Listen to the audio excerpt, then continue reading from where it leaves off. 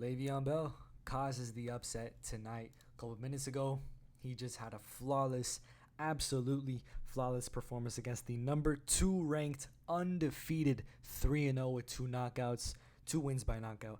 JMX, he got it done. Unanimous decision, wasn't able to put him out, but it was a very dominant effort. In my opinion, he won all 4 rounds pretty clearly. The only round that was really that you really could probably have a case for JMX was the first round where he was winning pretty much the entire round up until Le'Veon Bell had some pretty big moments near the last minute of that round. Still had it for Le'Veon Bell. One of the judges had it 39-37 instead, so I'd assume that they gave that round to JMX instead, but regardless, pretty clear who the winner of this fight was. It was Le'Veon Bell. Le'Veon Bell did what I expected him to do. You know, be much better defensively, land the much bigger shots, the much more powerful shots. He opened up a nasty cut on the over the left eye of JMX. That was around the middle of the third round that one happened. Le'Veon Bell hit him with some pretty big shots. JMX hit Le'Veon Bell with a pretty big shot right at the end of the fourth round, like 25 seconds left. Hit Le'Veon Bell pretty hard. I do gotta say, I thought maybe he comes back, but Le'Veon Bell recovered very well, and just a few seconds later was already hitting JMX back with some of his own shots. The entire story of the fight was just Le'Veon Bell domination, landing more shots, landing harder shots, and avoiding JMX's shots. JMX, I told you all in my prediction, he wasn't going to be very good at maintaining that distance. He's not good with distance management, distance control. Even though he is a very long guy, he doesn't know how to use that reach very well. He was better in this fight than he was in his last fight in terms of distance management, but it wasn't all the way there, and he was very much getting hit with a lot of shots. Le'Veon Bell, very impressive performance. He'll be in the top 3 in a few days when I actually upload the updated rankings, which won't be tomorrow. It'll probably be maybe Sunday, because I'm gonna wait until the kingpyn fights, because there are Misfits boxers on those fights, and if some of them lose, or maybe even if some of them win, they might go up or go down. Who knows? We'll see. So yeah, I'm just gonna wait up until then. But Le'Veon Bell, he's definitely being put over JMX for that performance. I mean, that performance just clear domination, brutal beating, and that was just kind of the entire story of the fight.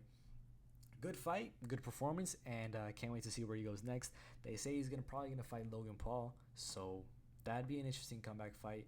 I know there's rumors of Logan Paul versus Darren Till. Apparently that was leaked or something like that, but nothing's official. Nothing's official. It's all rumor. It's all speculation.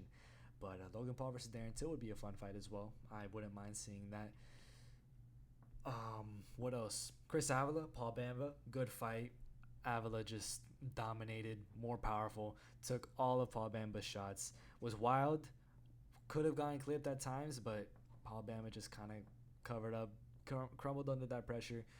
Avila, he wasn't getting knocked out in that fight for sure. Any punch that was dealt his way, any even really good landed punches, really good timed punches, he took them on the chin. Nothing was gonna put him out in that fight, but he did hurt Paul Bember pretty badly. I thought the referee was gonna step in. I didn't want the referee to step in, because you can step in the on the influencer fighters, right? The YouTubers, social media guys, you can step in on them, because they're really not in there to get their ass kicked. They if they're getting their ass kicked that badly, just wave it off for an influencer. But for a professional boxer, for professional fighters, you cannot wave it off early like you would for an influencer. You've got to give them more time, because they're used to this shit.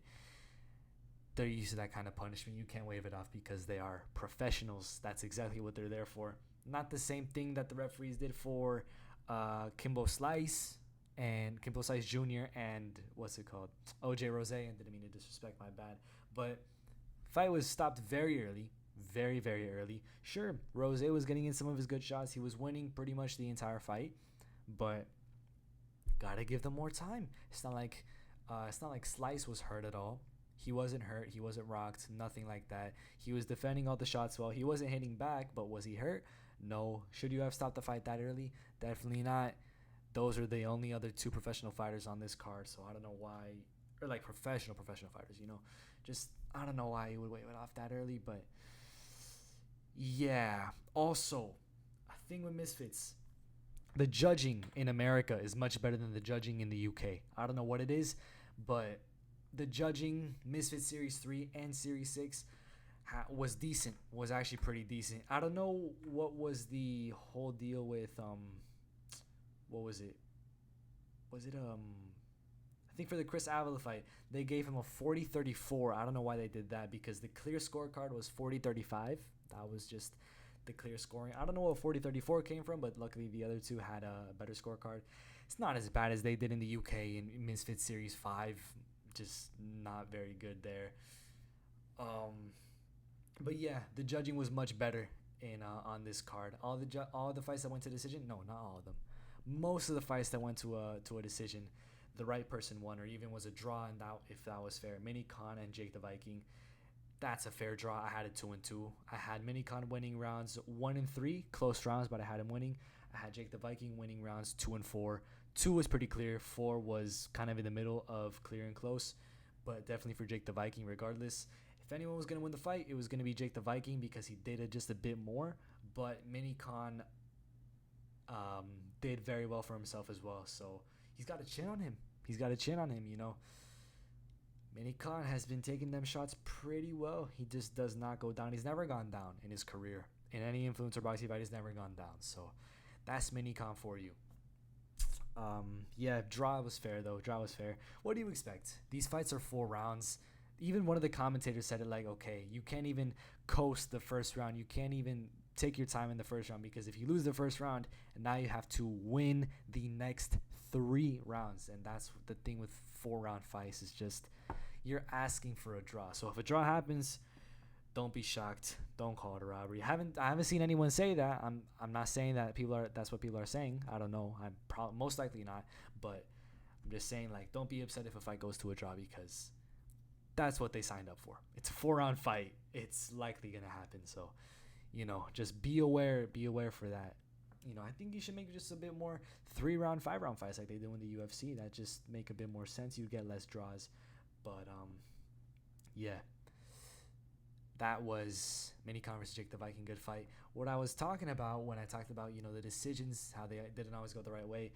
Uncle Pizza and Yudi Gang TV. Yudi Gang just got the way better shots. The only reason Pizza won that fight was because the judges saw that Pizza's pushing Yudi more. He's kind of got the control time in the clinch, so we're gonna give him that fight. He looks more aggressive in the clinch, but that just wasn't the case. Yuri landed way more shots overall, was avoiding all of Pizza's shots outside of the clinch. Clinch control time, aggressiveness in the clinch doesn't count towards a boxing fight. It shouldn't. It's a boxing fight. It's boxing. It's not clinching. So, you got to count the punches and not clinch control time. That's not a part of the rules, really. Oh, yeah. Things that aren't a part of the rules. Chase Demore should be suspended for at the very minimum, 6 months from boxing. He should be suspended because he won that fight clearly. He clearly got that knockdown, clearly got that knockout, actually. And then what did he do? I counted 5 shots, 5 extra hard, fully loaded shots from a 200-something pound guy who's 6'5", who was a former football player, right? Against a guy who was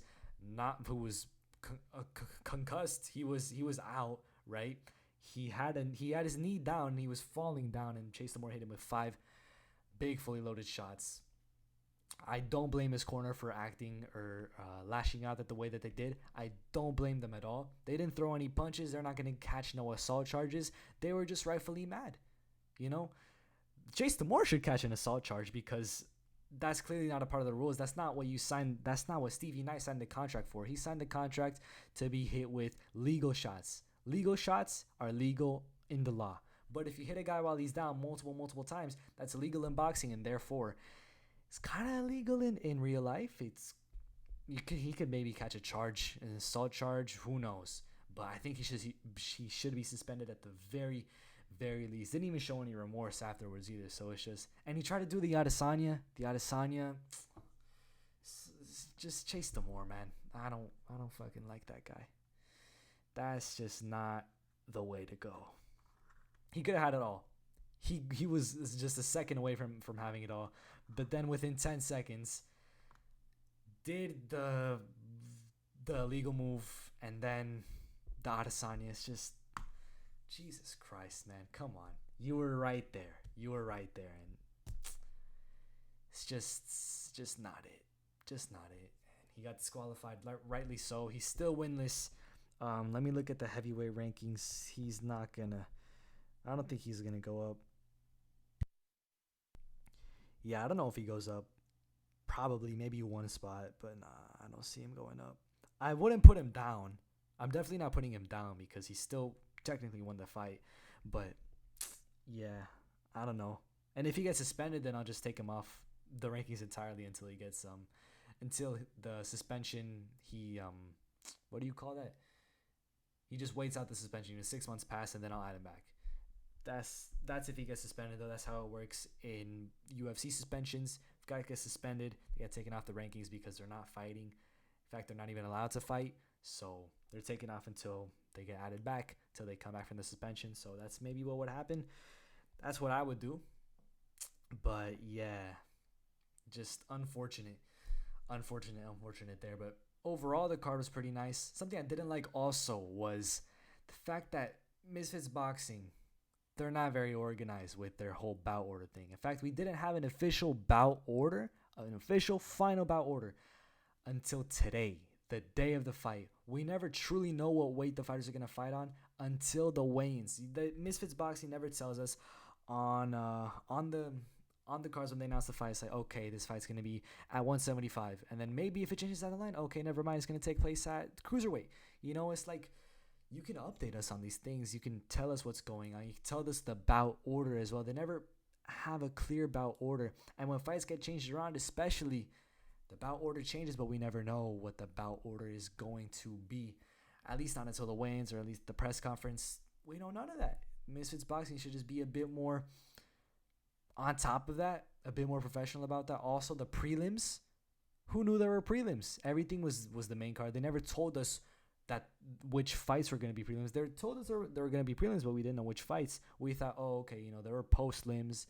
The Misfits Boxing said, okay, there's 2 post-lims. We didn't know who really. I don't think they said anything about that either. So it's like, okay, maybe they're not telling us about these prelims. Come to find out, I missed 2 fights because they took place an hour early. If you looked at those fights, the arena was empty. Why was the arena empty? Because they started the fights an hour earlier than they said they would. I don't get it. I don't get why they did that. They just gotta be on top of this more. They have to tell us what's going on. I don't know why they're keeping this as such like a secret, or they're just deciding not to tell us. They've gotta keep us notified of what's going on in terms of bout orders, weights, whatever. They just gotta be on top of that. They have to let us know what they're thinking of doing. They have to make and they have to make decisions final. Because this whole unprofessionality, I don't get it. Fangs was the co-main event fighter until she wasn't, and she was the first fight of the night. How did we find this out? Because Mrs. Boxing tweeted it out when? A few hours before the fight was meant to take place. And most people missed that fight. Even people who bought tickets. Like, you can't rip people off. It's not ripping people off. It's just these people pay tickets. You have to tell them. You have to let them know what time the fights will truly start, because you can't even clearly do that. It's just, look, Misfits Boxing, it's getting better. I'm telling you, it's getting better. The judges, the overall live streams. I'm liking the whole transition type thing that they've got going on when they tell like which fight is next. I like how they're doing that. It's getting better. Mrs. Boxing is getting better. The next step is to fix that. Is to let the fans know bout orders, weights, whatever, right? That's the next step in my opinion. But overall, nice event. Picks didn't go super well, but the ones that did, of course, the only predictions I got right were the ones that I actually researched. The only ones I got right were the ones I actually researched. Every fight that I didn't watch tape on or research, I got them all wrong.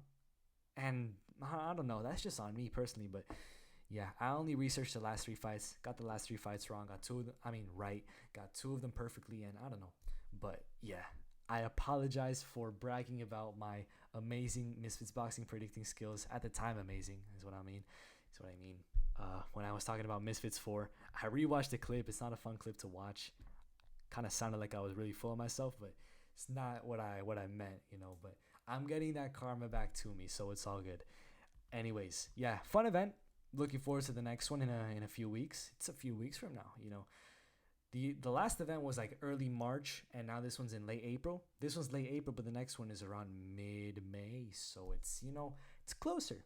It's closer, and I like that. And then there's a UFC fight on the same day, so and it's in London, so that's just I can watch one and then right away start watching the other one. Amazing, incredible. I can't wait for that event for those fights. And yeah, these have been my immediate reactions to Le'Veon Bell versus JMX. Le'Veon Bell moves on. This was number 2 versus number 7. Number 7, Le'Veon Bell, is going to be in the top 3 soon. And yeah, the review will probably be coming tomorrow or the day after. Yes, Sunday, I'm going to try to put everything out. Hopefully, I actually follow up on that. So yeah. Don't really know what much else to say. It was a fun fight. Also, yeah, Willie Sharks versus Dean the Great 2. Make that happen. That's the fight to make next. That is the fight to make next. Who agrees with me? But yeah, fun card. Very fun card.